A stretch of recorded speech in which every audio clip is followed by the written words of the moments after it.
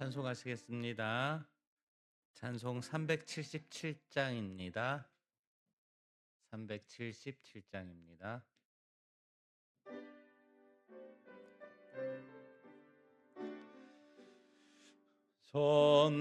전능하신 주 하나님, 나는 순례자이니 나는 심히 연약해도 주는 강하옵니다. 하늘 양식 먹여주시옵소서.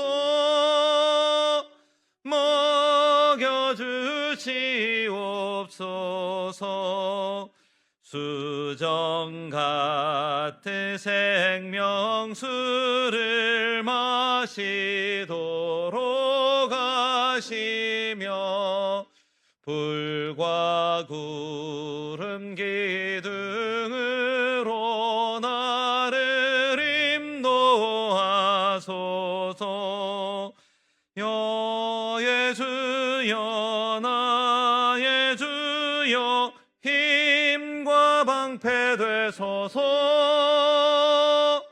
힘과 방패 되소서.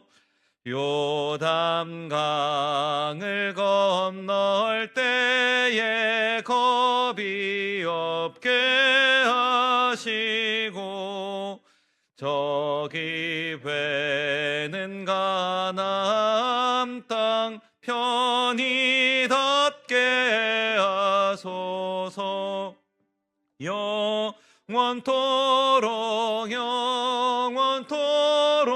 주께 찬양하리라. 주께 찬양하리라. 아멘.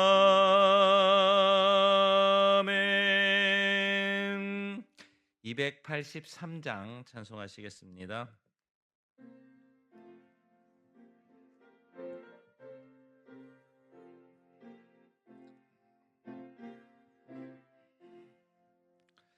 나 속죄함을 받은 후 한없는 기쁨을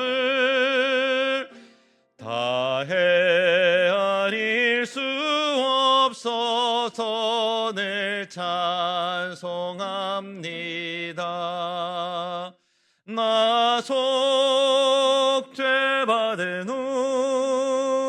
나 속죄받은 후 주를 찬미하겠네. 나 속죄받은 후 주의 이름 찬미하겠네. 나 속죄함을 받은 후 내 마음이 새로워 주 뜻을 준행하면서 죄 길을 버리네. 나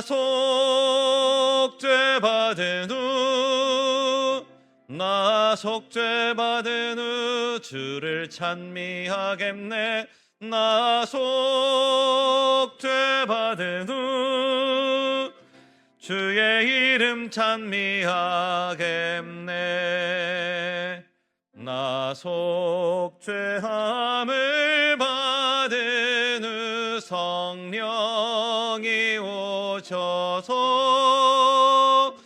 하나님 자녀 된 것을 고증언합니다. 나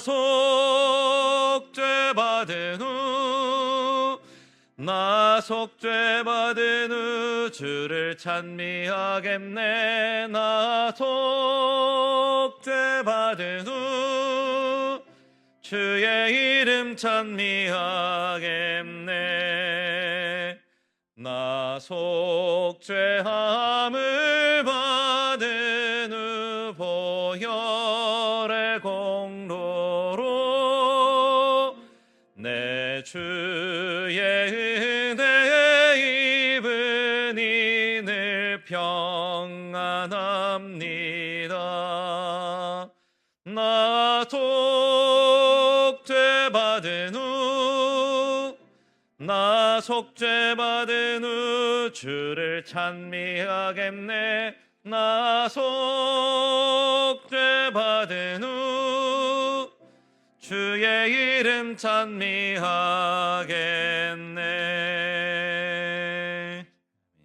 286장 찬송하시겠습니다.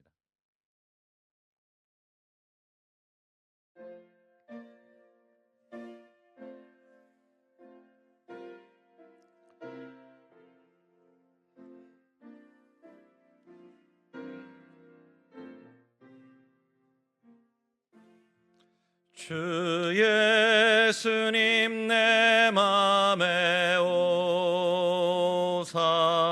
날 붙들어 주시고 내 마음에 새 힘을 주사 늘 기쁘게 하소서. 사랑의 주, 사랑의 주, 내 마음속에 찾아오사 내 모든 되사하시고 내 상한 맘 고치소서. 주 예수님 내 맘에 오사 내 소원 다지고 내 무거운 짐 맡아주사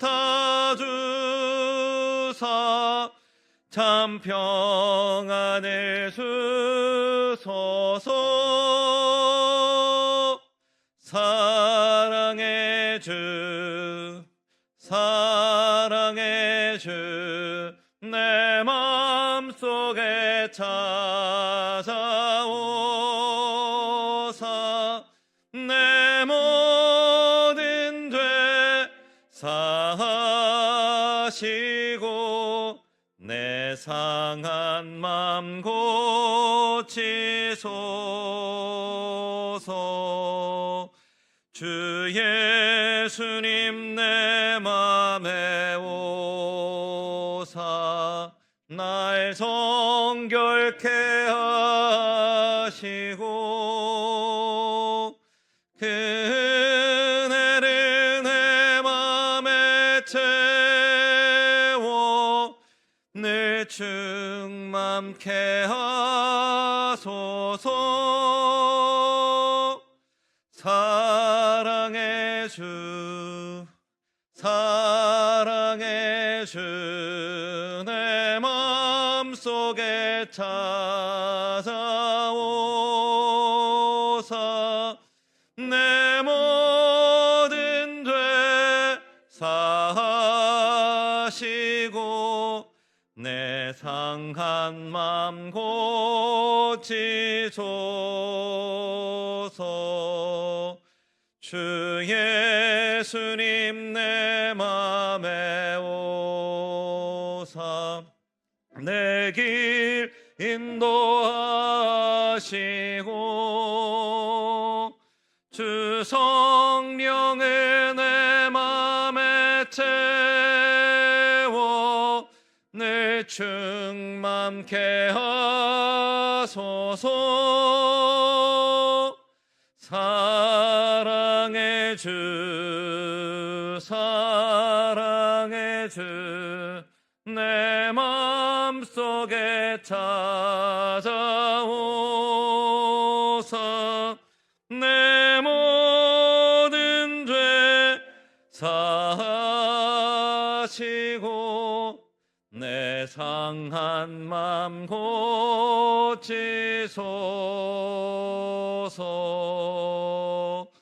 아멘. 445장 찬송하시겠습니다.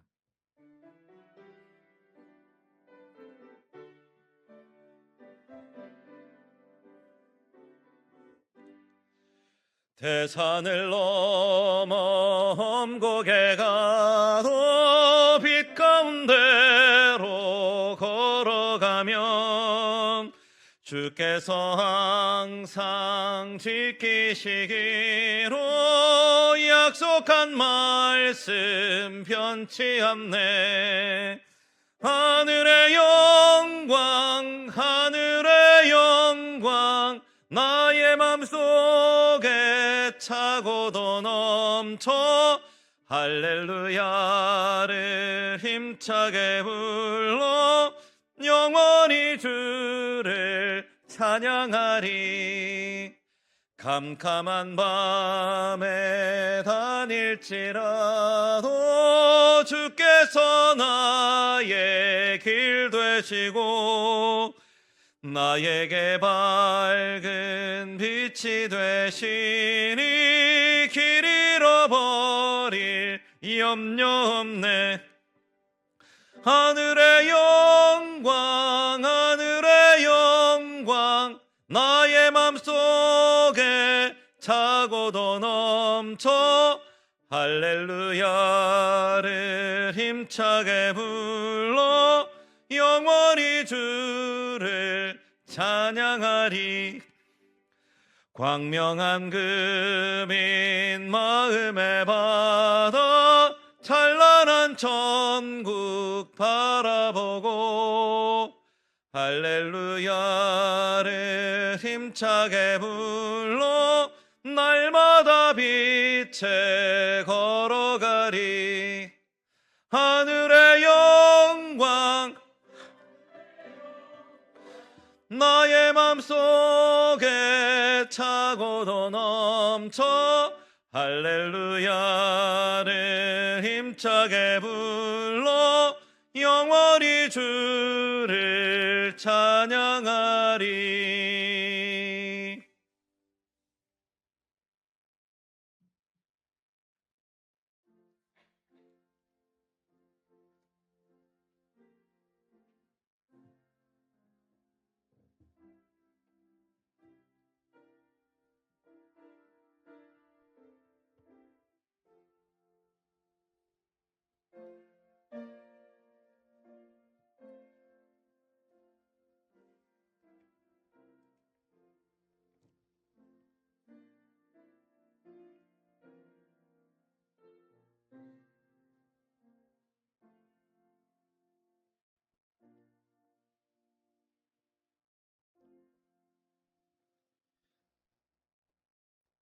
하나님 아버지 감사합니다. 오늘도 주의 은혜 가운데 주님의 자녀로 지난 3일간 살고 또한 우리의 삶의 자리에서 주님의 뜻을 헤아리지 못해서 또한 주님의 뜻을 잊어버려서 또한 우리의 상황 속에 휘둘려서 하나님의 자녀답게 살지 못한 것이 있지 않은가 두려운 마음과 떨리는 마음으로 이 자리에 함께 하게 해주시니 감사합니다.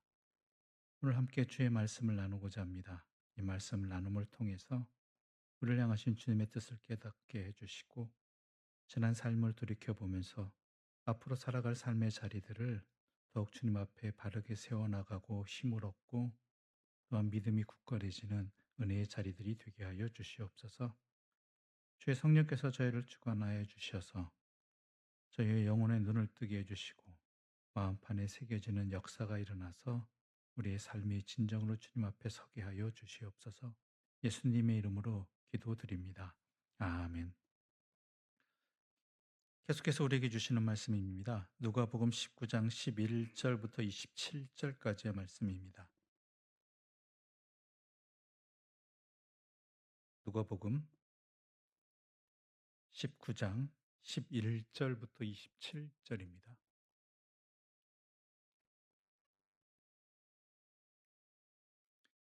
한 절씩 나누어 읽도록 하겠습니다. 그들이 이 말씀을 듣고 있을 때에 비유를 더하여 말씀하시니 이는 자기가 예루살렘에 가까이 오셨고 그들은 하나님의 나라가 당장에 나타날 줄로 생각함이더라.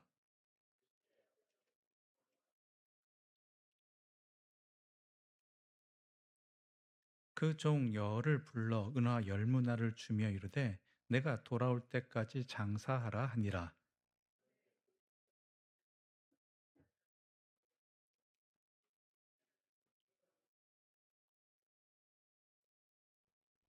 귀인이 왕위를 받아가지고 돌아와서 은화를 준 종들이 각각 어떻게 장사하였는지를 알고자 하여 그들을 부르니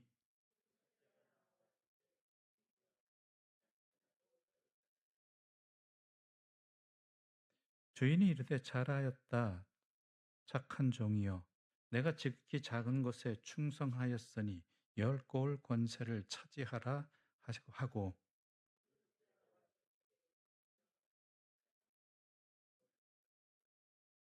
주인이 그에게 또 이르되 너도 다섯 고을을 차지하라 하고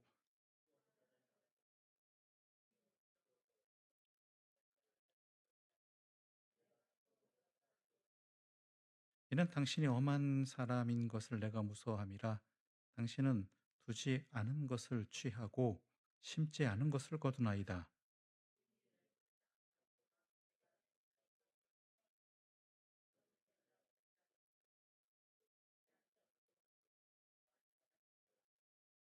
그러면 어찌하여 내 돈을 은행에 맡기지 아니하였느냐?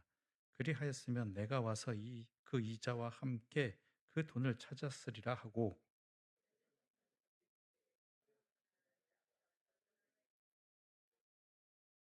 그들이 이르되 주여 그에게 이미 열 문화가 있나이다.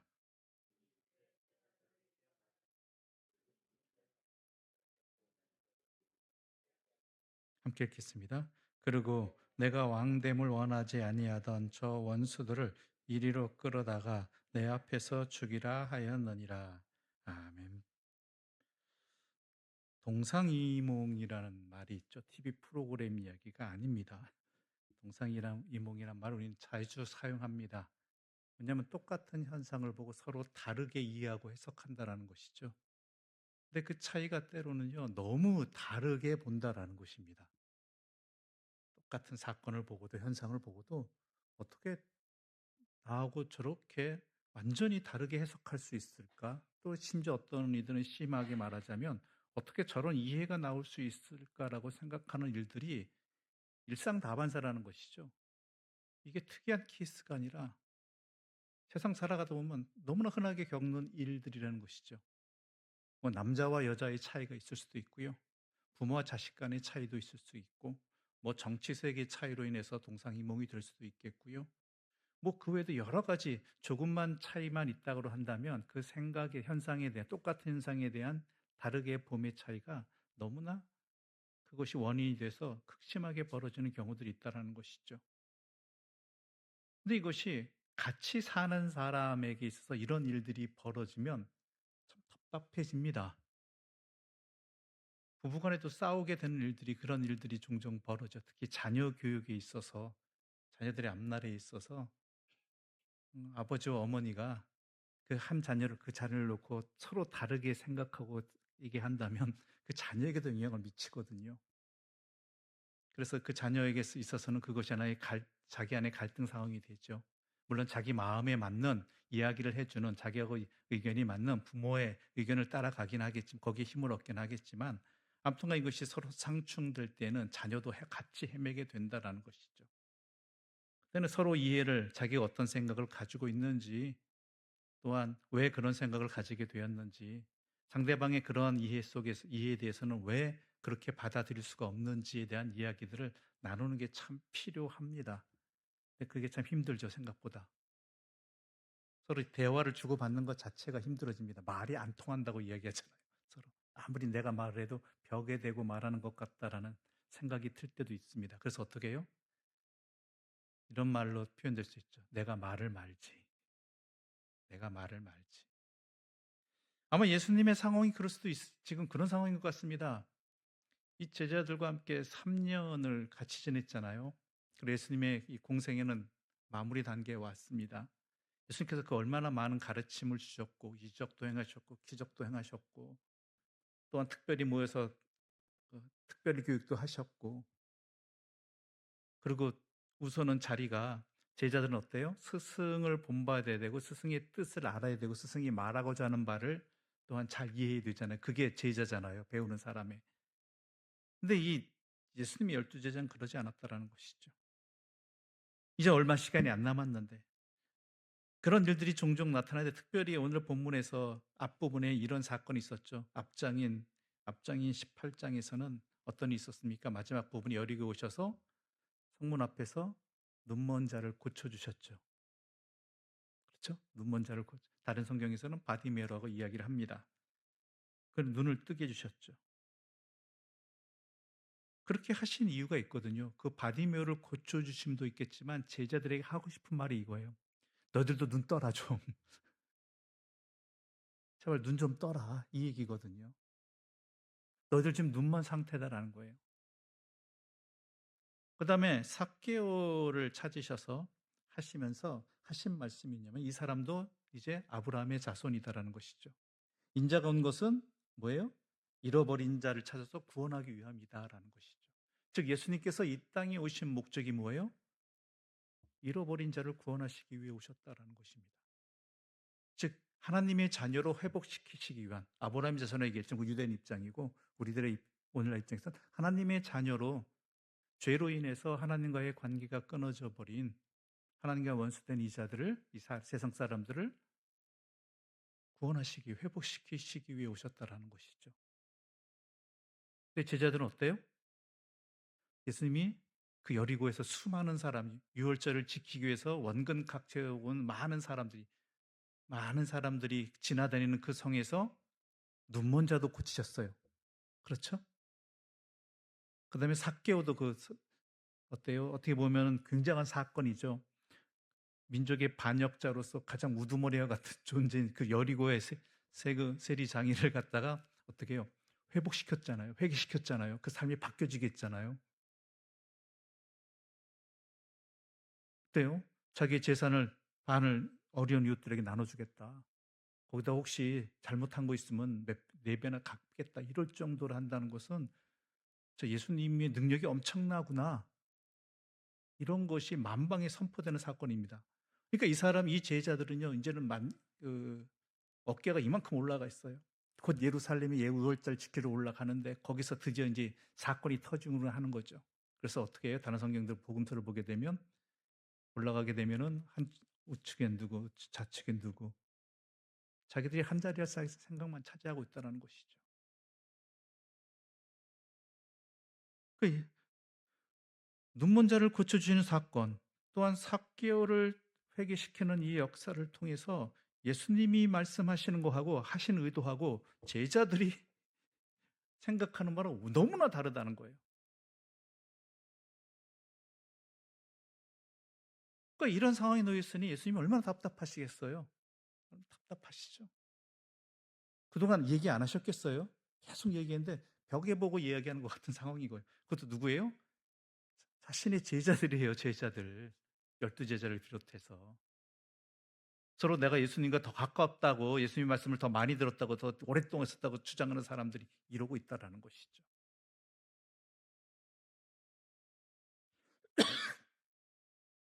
그런 상황과 있어서 예수님께서 포기 안 하시고 들려주신 말씀이 오늘의 비유입니다.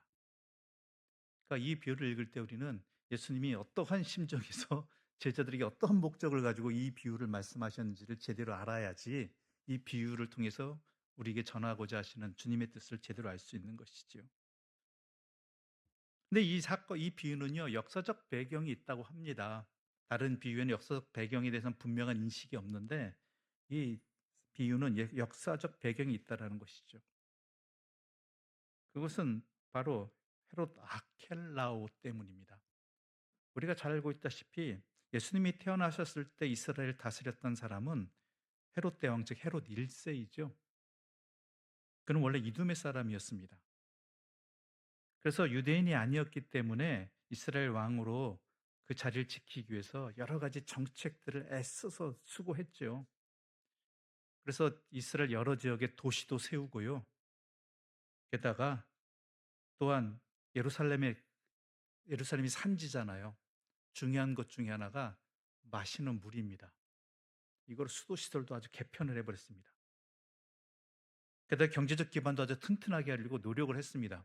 왜냐하면 유대인들의 인정을 받고 싶어서. 왜냐하면 자기가 자기 말을 안 들으면 유대인들이 거기에 대해 저항을 하게 되면은 이 헤롯이 이 유대의 왕이 된 것이 자기 힘으로 된 것이 아니라 물론 자기의 노력도 있었겠지만 로마 황제의 승인을 받은 것이거든요. 로마 황제의 승인이 없이는 이 유대의 왕으로서의 자리를 지킬 수가 없어요.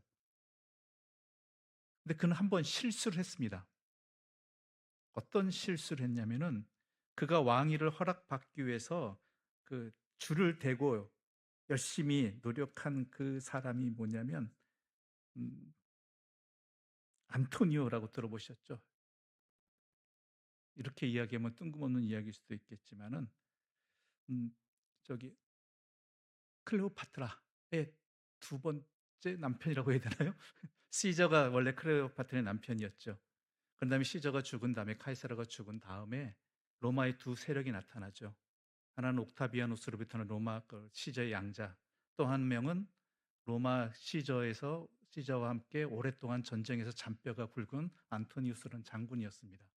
실제적인 세력은 안토니우스 장군이 셌죠. 그래서 헤롯도 이쪽이 붙습니다. 역사를 좀 아시는 분은 아시겠지만 이 둘이 전쟁을 일으켜서 패하는 쪽은 안토니우스고 옥타비아누스가 나중에 로마의 공식적인 황제가 되죠. 첫 번째 아우구스투스라고 하는 이런 상황이 벌어지니까 이건 완전히 큰일 난 거죠. 줄을 잘못 댔죠. 그런 상황 속에서 다시 힘써서 겨우 얻은 지킨 자리가 이 자리예요. 그러니까 만약에 유대 지역이 소란하다 그러면은 로마 황제는 이 헤롯 대왕에게 준 유대 왕으로서의 권리를 취소할 수 있거든요. 다른 사람들이 줄 수 있거든요. 그러니까 온갖 애를 쓴 거예요. 그래서 예루살렘 성전도 재건축하고 하는 일들을 열심히 한 겁니다. 이 자리를 지키기 위해서. 게다가 가뭄이 생기자 애굽으로부터 막대한 곡물을 수입하기도 하고 세금도 가볍게 해주고 뭐 이런 일들을 많이 했습니다. 그런데 그는 정치적으로는 이렇게 열심히 했을지 모르겠지만 가정사는 굉장히 안 좋았습니다. 6번이나 결혼했다 그러죠. 그러면서 결혼하면서 그 사이가 굉장히 안 좋은 일들로 인해서 헤어지게 됩니다. 새 부인을 맞이하게 되는데 가장 사랑했다고 알려지는 부인 마리암과 그의 아들하고 두 아들 그쪽에서 낳은 장모까지 죽여버려요. 왜냐하면 자신의 왕위를 위협한다고 장모까지 죽여버려요. 자신의 아들 둘까지 죽이고 아내도 죽이고. 또한 다른 부인의 아들이자 장남인 안티파티로스라는 사람도 있었는데 그 사람도 자신의 왕위를 위협한다는 사로잡혀서 생각에 사로잡혀서 재판을 통해서 처형시켜버리죠. 그러니까 그의 생활은 계속 이랬습니다. 정적들을 죽이는 일들로 가득했어요. 자신의 왕권을 지키기 위해서. 언제도 빼앗길 수 있다는 그 위협 속에 사로잡혀서. 그래서 그는 나중에는 이 여리고에서 극심한 고통 중에 죽음을 맞이했다라는 기록이 남아있기도 합니다. 그가 죽은 후에 이스라엘이 그의 살아남은 아들 가운데 세 아들이 나눠서 다스리는데 북쪽 지방은 헤롯 빌립이 다스리고요. 유대 북쪽 지역은 갈릴리 호수가 있는 갈릴리 지역은 헤롯 안티파스가. 그래서 복음서의 헤롯은 대부분 헤롯 이 안티파스가 되는 것이죠. 그리고 남은 땅인 사마리아와 남쪽 유대 지방은 헤롯 아켈라오가 다스렸거든요. 그런데 앞서도 얘기했지만 이 세 아들이 그 자기가 맡은 땅에서 왕노릇 하려면 누구의 승인을 받아야 돼요? 로마 황제의 승인을 받아야 되는데 문제는 뭐냐면 두 왕은 허락을 받았는데 헤롯 아켈라오는 로마로부터 허락을 받지 못합니다. 왜냐하면 오늘 본문 비유도 나오지만은 그를 반대하는 사람들이 세력이 강했어요. 유대에서도 사람들을 보냈거든요. 이 사람은 안 됩니다. 이 사람은 성격이 포악합니다. 그래서 잔인합니다. 그래서 해임당합니다. 그 사건이 배경이에요. 그리고 등장한 사람이 누구냐면 총독이 로마 총독 빌라도 총독이 등장하게 되는 것이죠. 나중에 훨씬 후대. 그러니까 원래 유대 지역을 왕이 다스리다 이쪽 사마리아하고 남쪽 유다 지역은 총독이 다스리게 된 거예요. 로마 직통으로. 그 이야기의 배경입니다. 그런 이해를 가지시고 오늘 본문 12절과 13절 함께 읽어보겠습니다. 12절과 13절입니다. 함께 읽겠습니다. 이르시되 어떤 귀인이 왕위를 받아 가지고 오려고 먼 나라로 갈 때에 그 종 열을 불러 은화 열 문화를 주며 이르되 내가 돌아올 때까지 장사하라 하니라. 어떤 귀인이 왕위를 받아 가지고 오려고 먼 나라로 갈 때 했을 때 이 비유를 들은 사람들은 아마 헤롯 아켈라오로 생각했을 거예요. 모든 로마 황제 그 유대 왕들이 그랬겠지만 특히 뒤에 결론을 보게 되면은 이랬다라는 것이죠. 그러니까 '그 사람 얘기인가 보다.'라고 했을 텐데 전혀 다른 이야기죠. 이거는 예수님께서 다시 하늘나라로 승천하셨다가 하나님 곁으로 다시 오실 때라는 그런 의미가 있거든요, 이 안에는. 근데 여기서 연관되는 것들이 달란트 비유죠. 마태복음 25장에 달란트 비유가 있습니다. 이건 같이 연관해서 서로 이해되는 차이점은 있죠. 마태복음 25장의 달란트 비유에서는 준 게 다 달라요. 그렇죠? 5달란트, 그리고 2달란트, 1달란트.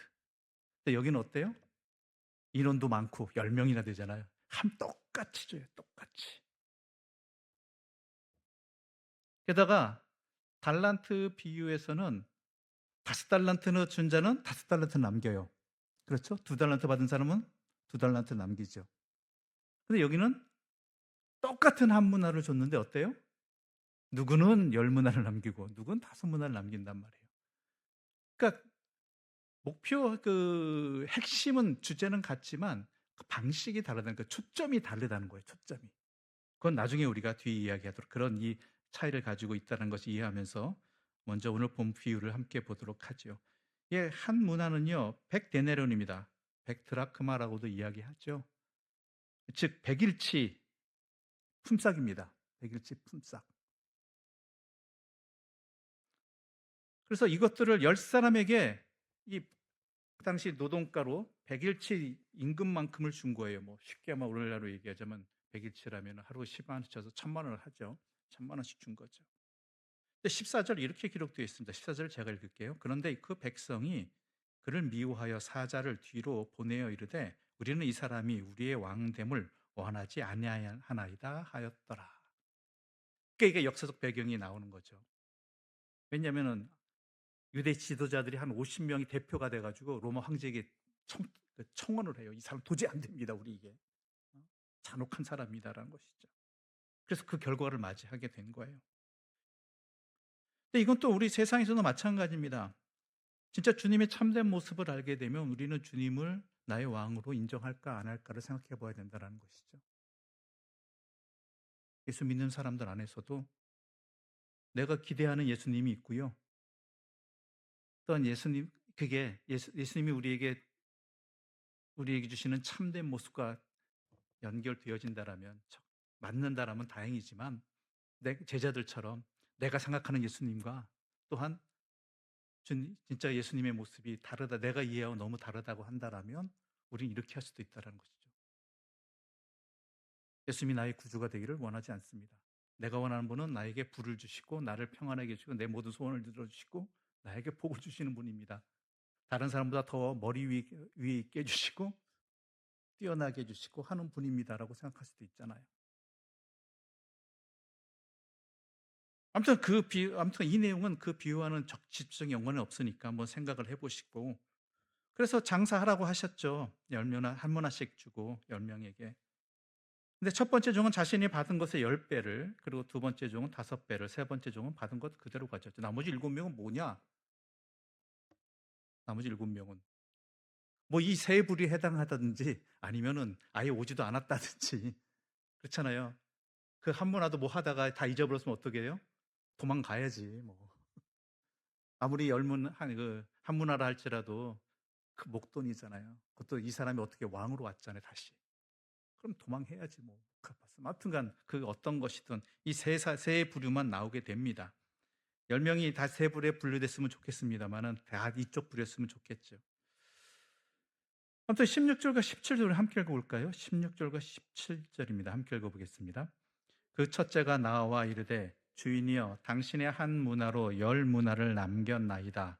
주인이 이르되 잘하였다 착한 종이여 내가 지극히 작은 것에 충성하였으니 열 고울 권세를 차지하리라 하고. 첫째가 나와서 한 문화로 열 문화를 남겼다고 되어 있습니다. 잘하였다 착한 종이요라고 결론 내리죠. 착한 종이라고 한다는 것이죠. 그러면서 네가 작은 것에 충성하였으니 열 고울 권세를 차지하라라고 되어 있죠. 왜 착한 종이라고 하셨기 때문에 했을까요? 그는요, 두 번째 사람하고도 이야기를 나눠 봐야 돼요. 우리 18절하고 19절 함께 읽어보겠습니다. 18절과 19절입니다. 함께 읽겠습니다. 그 둘째가 와서 이르되 주인이여 당신의 한 문화로 다섯 문화를 만들었나이다. 주인이 그에게도 이르되 너도 다섯 고을을 차지하라 하고. 예. 둘째가 와서 나는 한 문화로 다섯 문화를 만들었다 했을 때 일반적으로 생각할 수 있는 거는 저 사람은 열 문화 남겼는데 너 뭐 했니? 이럴 수도 있잖아요. 그렇죠? 그런데 거기에 대해서는 아무 말 안 해요. 도리어 다섯 고를 차지하라라고 이야기를 하죠. 그렇다면 이 착했다라는 것이 뭐냐라는 것이죠. 착했다라는 것이 많이 남겼기 때문에 아니라는 거예요. 착했다라는 것은요, 주인의 말에 순종했다라는 것입니다. 주인이 뭐라고 얘기했어요? 앞에 가면서 나눠주면서 내가 돌아올 때까지 장사하라라는 것이죠. 장사하라. 그러면 이 장사하라는 이 말의 원뜻이 뭐냐면 그 신약 성경이 이게 여기에만 쓰인다 나오는 말이거든요.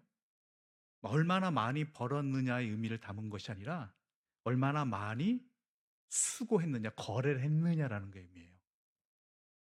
장사라면 이문이 목적이잖아요. 아니에요. 얼마나 열심히 거래했느냐, 많이 수고했느냐라는 것이죠. 많이 만나보고, 많이 시도해보고, 많이 해보고.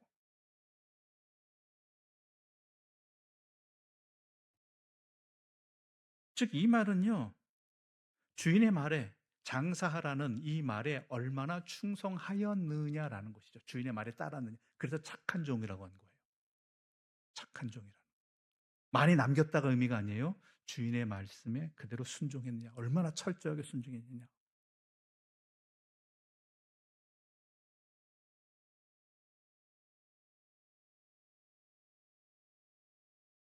그래서 다른 비유에서는 맡은 자에게 구할 것은 충성이다라고 이야기하는 것이죠. 맡은 자에게 구할 것은 충성이다라고.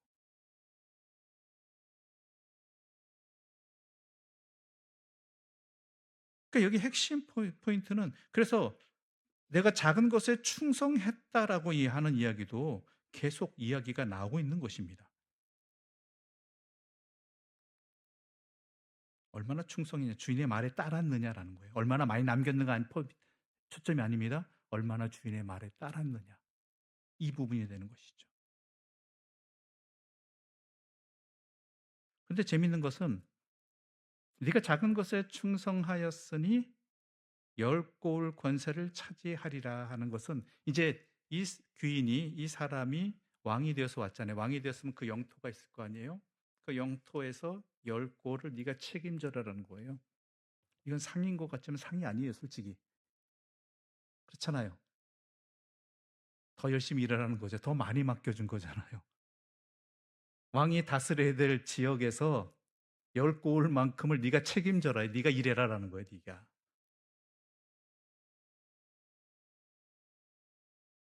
그러니까 주인은 이 종에게 더 큰 헌신을 요구하는 것이죠. 네가 이 작은 일에 충성했으니까 더 많은 일에 충성하라는 것이죠. 더 많은 일에.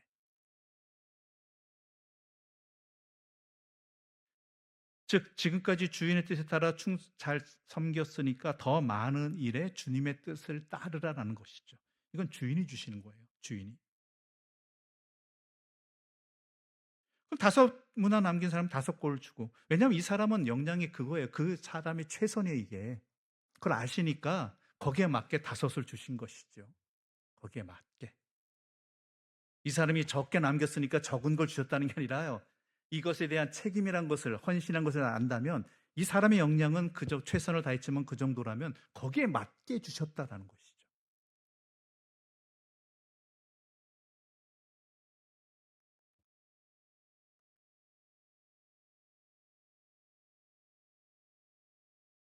그래서 착한 종이라고 이야기하시는 거고 거기에 대해서 충성이라고 표현하시는 것이죠.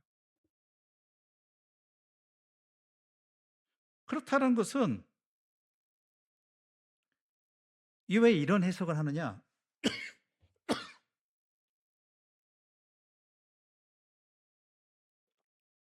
우리 22절부터 아니 22절부터 23절의 말씀 함께 읽어볼까요? 22절부터 23절입니다. 함께 읽어보겠습니다.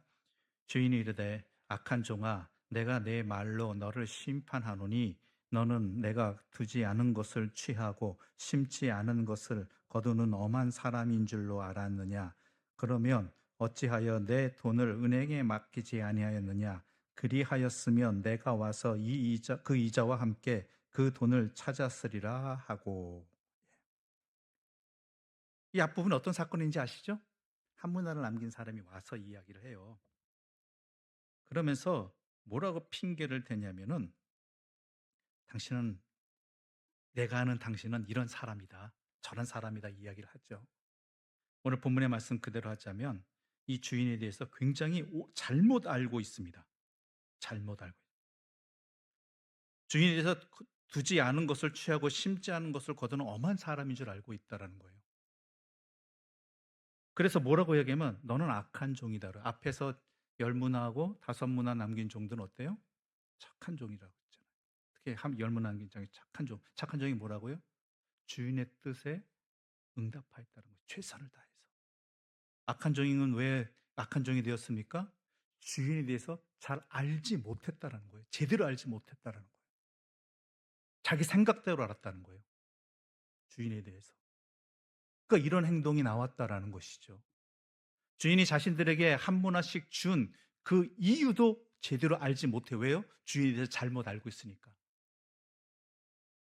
내가 장사해서 이익을 거뒀으면 주인이 다 가져갈 거, 어차피 주인이 거니까 주인이 다 가져갈 것이고, 또 내가 잘못해서 이 한 문화를 손해보게 되면 어때요? 그거에 대해서 나한테 뭐라고 할 것이다. 그러니 그냥 싸뒀다가 갖다 내야겠다. 그런데 이러한 생각을 가지고 있으니까 주인이 자신에게 한 문화를 준 그 이유를 제대로 알지 못하는 거죠. 그러니까 그렇게 행동하는 거고요.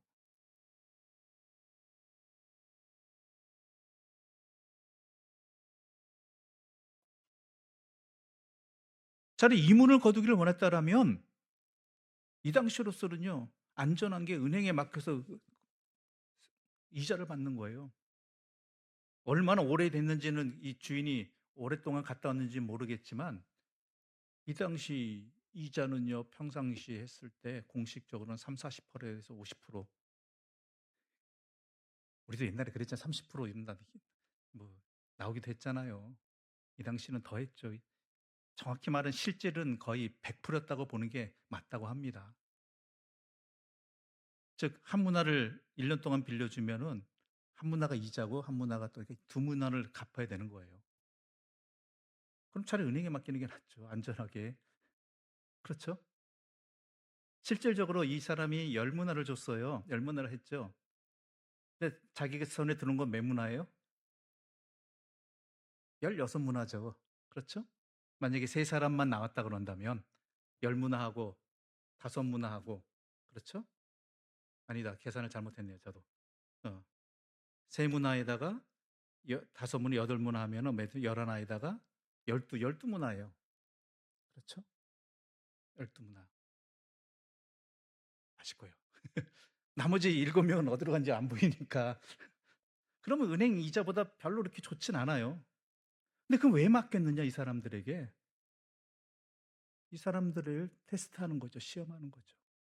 과연 충성된 종인가, 착한 종인가? 내 말을 알아듣고 내 뜻에 따르는가? 그래야지 나중에 이 왕위를 갖고 왔을 때 자기가 다스릴 지역을 나눠줄 수가 있는 거잖아요. 자기에게 충성하지 않는 사람에게 자기가 다스릴 지역을 나눠준다? 다스리게 한다? 대신 다스리게 한다? 이건 말이 안 되는 거잖아요. 그러니까 그러한 이해가 주인에게는 있었던 거예요. 이 사람이 내 말을 얼마나 듣고 이해하고 잘 듣고 거기에 충성하느냐, 착하게 하느냐. 근데 이 한 문화를 남긴 사람은 어때요? 그 주인을 잘 모르니까 주인이 이 장사를 하게 한 그 의미도 모르는 거죠. 오해하는 거죠. 헛짓거리하는 거죠.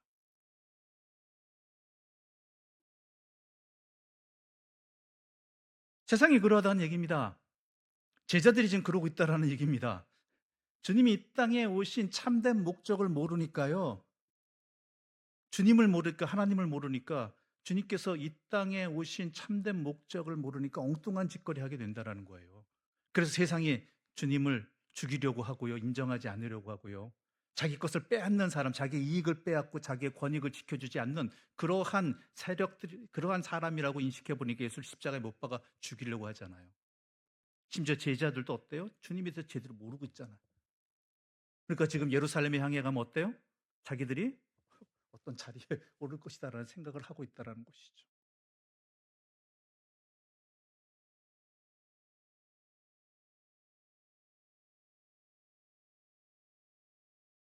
주인은요, 이 종들에게, 이 10명의 사람들에게 맡긴 것은요, 주인이 돌아와서 이룰 세상에, 다스릴 세상에 참된 일꾼들을 원하시기 때문이었어요.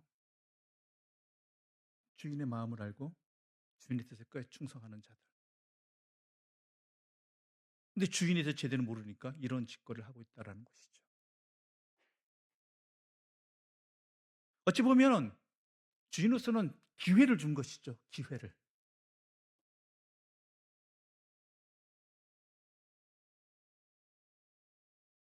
우리 삶의 자리도 마찬가지입니다. 주님께서 우리에게 주신 문화가 있죠. 그렇죠? 그럼 우리는 달란트 비연관해서 누구는 5달란트 주고 누구는 2달란트만 주나. 이거는요, 액수의 문제가 아니라요. 사람마다요 다르다라는 거예요. 주신 그 달란트가 재능이잖아요. 예? 능력. 그러니까 누가 많고 적음의 문제가 아니라 다양하다라는 의미예요. 다양하다라는 의미. 그럼 오늘 본문에서 뭘 말하고 있냐? 한 문화씩 줬다는 것은 다 하나님께서는 모든 사람을 똑같이 보신다. 똑같이 사랑하신다라는 거예요. 똑같이 기대하신다. 똑같이 맡겨주신다. 주인이라고 모르겠어요? 10문화를 남길 그 종이 평소에 어떤 사람인지, 5문화를 남길 사람이 어떠한 사람인지, 한 문화를 남길 사람이, 한 문화에 싸갖고 올 사람이 어떤 사람인지 주인이 모르겠어요? 그럼에도 불구하고 주인은요, 자기가 나중에 돌아와서 왕으로서의 권한을 다 할 때 함께 일할 수 있는 기회를 주고 여건을 준 거예요. 인정해 준 거예요. 하나님이 자녀로 삼아 주신 거예요, 우리를. 그리고 각자에게 똑같이 하나님께서 한 문화라는 똑같은 10명에게 주셨듯이 똑같이 우리를 사랑하신다는. 물론 그 주신 달란트들은 다양하게 있지만 모두에게 똑같이 한 문화라는 그 소중한 가치를 인정해 주시는 그 사랑은 똑같다라는 것이죠. 오랫동안 믿었던 사람이나 아니면은 나중에 믿었던 사람이나 포도원 일꾼의 비유처럼 새벽같이 일찍 온 사람이나 파장하기 끝나기 1시간 전에 온 사람이나 똑같이 어때요? 그날의 품삯을 주잖아요. 똑같이 소중한 존재를 그렇게 가치 여기신다는 것이죠. 그럼 우리는 좀 불만을 갖죠. 오래 믿으신 분들. 내가 더 수고했는데 더 오랫동안 열심히 믿었는데 교회에서 설거지를 해도 내가 더 많이 했고 헌금을 해도 비교할 수가 없는데 우리는 불만이 그렇죠. 근데 우리에게는요 주신 은혜가 이미 그런 것에 비할 수 없을 만큼 너무나 크고 많다라는 것을 우리 분명히 알아야 돼요. 우리가 받은 게 이미. 달란트라는 비유도 그렇잖아요. 달란트라는 그것의 금액적 가치만 해도 전에 우리에게 나왔죠. 상상할 수 없는 금액이잖아요.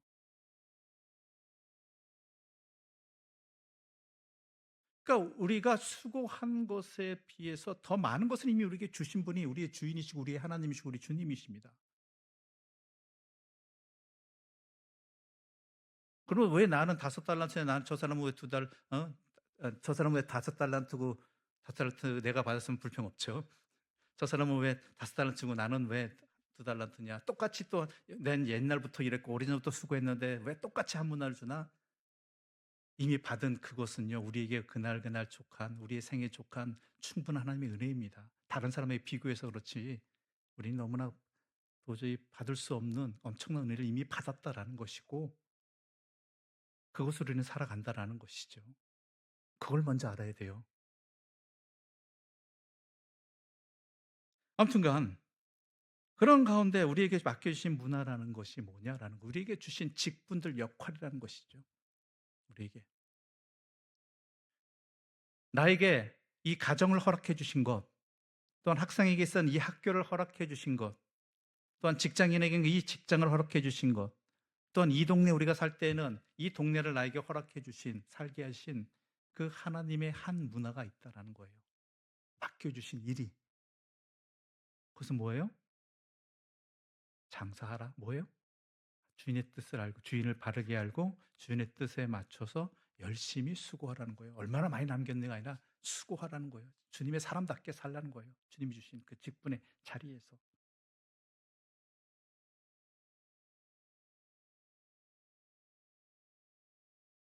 하나님의 사람답게 살라는 이야기죠. 하나님의 사람답게. 그래서 우리에게 문화를 맡겨주시고 또한 우리에게 그렇게 장사하기 전 하나님께서 구하시는 것은 우리가 착한 종이 되기를 원하는 것이고 우리가 충성되기를 원하신다라는 것이죠. 주님의 뜻을 제대로 해야 된다는 거예요. 우리 신앙인들도요, 이런 한 문화를 가진 사람 같은 모습이 많이 나타나요. 교회도 그래요. 이 지역에 우리 교회가 있는 것, 어느 지역에 어느 교회가 있는 것, 대한민국이 아니 세계의 모든 교회가 있는 것들에 하나님의 뜻을 헤아리기보다는요, 자기들 나름대로의 또한 세상의 가치관과 생각 속에서 추구하는 바가 열심을 내는 게 전혀 엉뚱한 것일 때가 참 많다라는 거예요.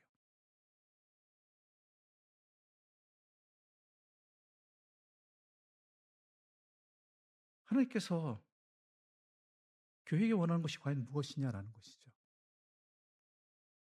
교회에 또한 자리를 허락해 주시고 성도들을 허락해 주시고 하는 것을 통해서 하나님이 원하시는 게 과연 뭐냐라는 거예요. 어떤 이는 이렇게 얘기할 것입니다. 10문화, 5문화 남기는 거예요. 아니에요. 하나님 뜻에 충성하는 거예요. 뜻을 알고. 하나님이 그러기 위해서는 진짜 하나님이 원하시는 것이 뭐냐라는 것을 알기 위해서는 하나님을 제대로 알아야 돼요. 하나님을 제대로 알아야 되는 거. 하나님이 어떠신 분인지. 자본주의 경제적 입장에서 하나님을 이해하면 안 됩니다. 하나님을 하나님으로서 이해해야 됩니다. 하나님이 나를 하나님의 자녀로 삼아주신 그 목적이 어디 있을까요? 하나님의 사람답게 살라는 거예요. 너로 인해서 어? 그 교회로 인해서 더 많은 사람들이 생겨지고 물론 그것도 감사한 일인데요. 그거는 부수적인 일이지 하나님께서 원하시는 본질적인 의미가 아니에요. 왜냐하면 그것 하다가요. 죄송한 얘기지만 본질을 잃어버린 경우가 너무 많기 때문에 그래요. 목적이 하나님의 사람답게 하나님의 교회답게 행하는 것이 목적이 돼야 되는데 더 많아지고 더 부유해지고 더 풍부해지는 것 이게 목적이 되어 버리잖아요. 그럼 핑계를 잃게 되죠. 더 많아지고 더 하면 우리 형편이 나아지면 더 많은 일들을 좋게 할 수 있습니다. 그게 참 안 되더라고요. 그러면 참 좋겠는데 솔직해지자고요. 몇 번 말씀드리지만 작은 일에 충성해야죠. 작은 자리에서도. 더 많아지고 더 풍부해지면 뭐 하는 줄 아세요? 더 많아지고 싶어 해요. 더 풍부해지고 싶어 해요. 또 거기다 뭐예요? 최소한 현상을 지키고 유지하고 싶어 해요. 그래서 하나님의 뜻이 어디에 있는가를 묻기보다는 어떻게 하면 규모가 더 줄어들지 않을까? 어떻게 하면 더 늘릴 수 있을까가 교회의 목적이 되어 버려요. 그건 이유가 하나예요. 하나님을 여전히 제대로 모르고 있다라는 거예요. 하나님을 아예 생각하지 않는 거예요. 하나님부터 멀어져 가는 거예요. 다른 주인을 섬기고 있는 거예요.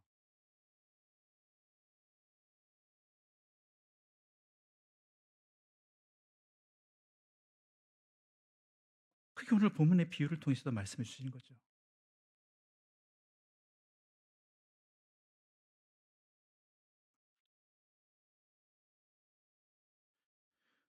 주님은 다시 오십니다. 다시 오실 주님이 우리에게 또한 각자에게 문화를 남겨주셨죠. 그렇죠? 여러분 다 문화가 있어요. 똑같아요. 다 하나님의 귀중한 생명이에요. 주신 것들 똑같아요. 그렇다면 거기에 다시 오실 주님이 오시는 그때까지 우리에게 원하시는 건 뭐예요? 우리가 충성된 종으로 하나님께 착한 종으로 살아가느냐예요. 충성되이. 주님의 뜻을 제대로 알고 주님의 뜻에 맞게 살아가느냐. 어떤 사람들은 10문화를 남길 수도 있겠고요. 어떤 사람들은 5문화를 남길 수도 있겠고요. 어떤 사람은 1문화만 남길 수도 있겠죠. 어떤 사람은 손해 볼 수도 있습니다. 그러나 중요한 것은 뭐예요? 하나님께 충성하였느냐 아니했느냐 이 부분이라는 것이죠. 이 사람이 1문화만 뭐 아무것도 안 하고 수건에 감싸서 감춰두었다, 보관해뒀다 이것 때문에 혼난 게 아니에요. 혼난 것은 뭐 때문에요? 내 말로 내가 심판한다라고 이야기했잖아요. 하나님이 주인의 잘못 모르게 잘 알지 못하고 있었다는 거, 제대로 알지 못했다라는 거예요. 그러니까 네가 그렇게 살아가지, 그렇게 판단하시라는 거예요. 우리는 하나님을 제대로 알고 있느냐? 그 이야기는 뭐예요? 우리의 모든 상황 속에서 하나님의 뜻을 먼저 구하고 있느냐? 하나님의 뜻에 따르기 위해서 분별하고자 하고 있느냐? 그냥 별일 없으면, 또한 어려움 없으면, 풍요로워지면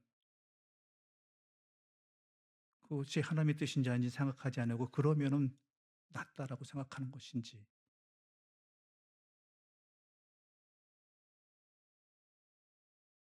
우리 갈릴리 교회 같은 경우도 보죠. 우리가 기도하는 바가 뭘까요, 과연? 추구하는 목표가 뭘까요? 예전에 그 많던 사람들은 다 어디로 갔을까 할까요? 물론 그런 것들에 대해서 잘못했다는 게 아니에요. 그것도 우리의 간절한 기도 제목이 되지만 더 본질은 어디에 있어요? 하나님의 뜻이 어디에 있는가? 이 상황 속에서 내가 하나님의 뜻 앞에서 어떻게 살아야 되는가? 지금 우리에게 주어진 이 한문화의 자리에서 과연 내가 어떻게 하나님께 충성하는 것이 맞을까를 생각해야 된다는 것이죠.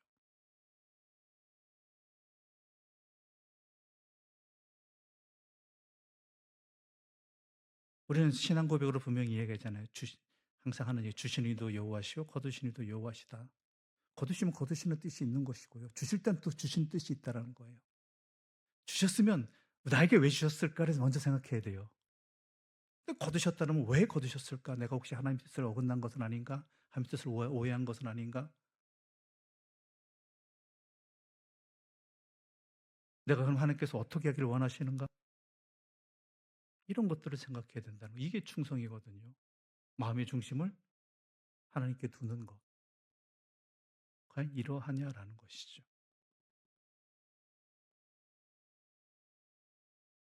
아무튼간 우리가 각자 주신 달란트는 여러 가지입니다. 그러나 주님 앞에 받은 건 똑같습니다. 주님 앞에 가치는. 그런 가운데 주님께서 우리에게 보시는 것은 그 어떠하든 간에 우리가 충성하기를 원하신다라는 것이죠. 하나님 뜻에. 하나님의 사람답게. 그럴 때 하나님께서는 우리에게 더 많은 것들을 주님과 함께 섬길 수 있는 그러한 은혜의 자리로 우리를 또한 이끄신다라는 것이죠. 물론 그 뒤에 게 목적이 돼서는 안 됩니다. 그거는 하나님께서 주인이 하실 일이고 우리는 맡은 자에게 구할 것은 충성입니다.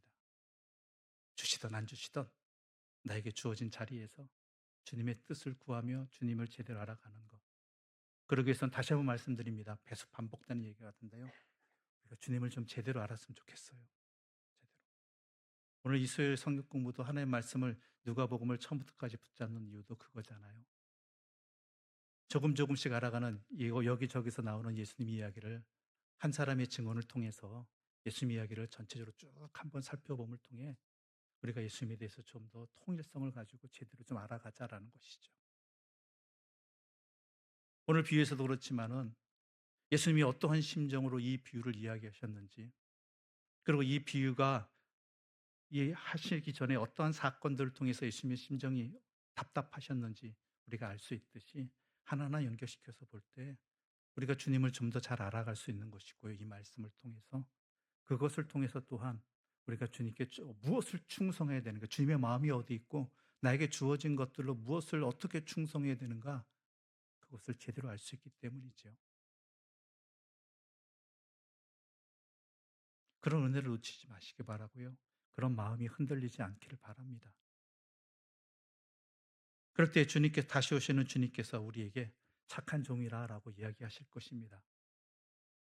뭐 뒤에 상은 주시면 너무나 감사하지만 적어도 이 소리는 하나 들었으면 좋겠습니다. 우리 각자가 주님 앞에 서게 될 때 착한 종아라고 그런 이야기를 들을 수 있는 그런 하나님의 사람들 되시기를 간절히 소망하면서 오늘 이 비유의 말씀들을 함께 나눴습니다. 기도드리겠습니다. 하나님 아버지 감사합니다. 우리에게 맡겨주신 하나님의 말씀이 있고 또한 우리에게 각자에 주신 하나님의 또한 한 문화가 있습니다. 그것이 말씀일 수도 있고 가정일 수도 있고 다 그렇습니다. 그런데 정작 하나님의 뜻은 구하지 못할 때가 많이 있습니다. 나에게 이 가정을 왜 허락하셨는지, 또한 내 자녀는 왜 허락하셨는지, 이웃들과의 관계는 왜 주님께서 여기서 이렇게 이 사람들과 관계하며 살게 하셨는지, 나에게 이 직장은 왜 주셨는지, 이 신앙 공동체는 나에게 왜 허락하셨는지, 하나님의 뜻과 마음이 아니라 세상의 마음과 세상의 뜻으로 바라보고 살아간 것은 아니었는지, 하나님께 충성한 것이 아니라 세상에 충성하며 그 마음을 두고 열심을 낸 것은 아니었는지, 주님의 답답함이 우리에게도 이어지지 않게 하여 주시옵소서. 우리의 이야기가 되지 않게 하여 주시옵소서. 그러기 위해서 주님을 더 알기를 원합니다. 주의 말씀을 우리에게 허락하셨사오니 이 말씀을 통해 주님을 더 알기를 원하고 그 말씀이 내 마음판에 새겨져서 내가 진정으로 주님을 향한 마음을 깊어질 수 있도록 주님을 더 알게 해주시고 주님의 뜻을 더 분명히 깨닫게 해주시고 흔들림 없이 주께 충성하는 자로 살아가게 하여 주시옵소서.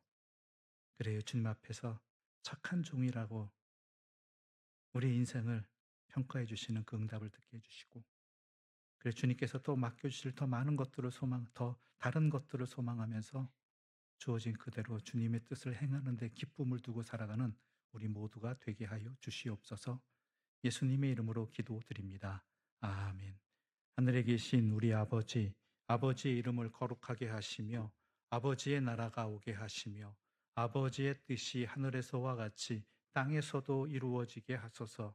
오늘 우리에게 일용할 양식을 주시고 우리가 우리에게 잘못한 사람을 용서하여 준 것 같이 우리 죄를 용서하여 주시고 우리를 시험에 빠지지 않게 하시고 악에서 구하소서. 나라와 권능과 영광이 영원히 아버지의 것입니다. 아멘.